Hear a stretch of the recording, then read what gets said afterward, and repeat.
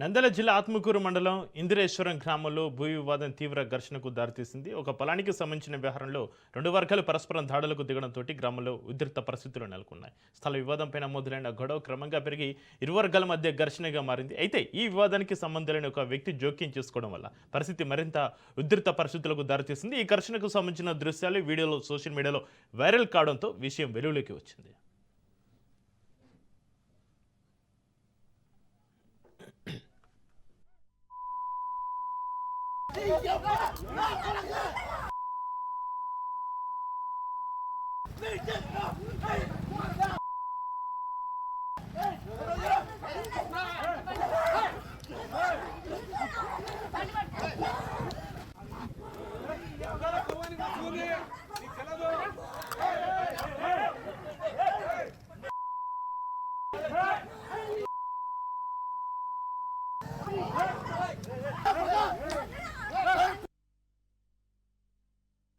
నా పేరు షఫీ.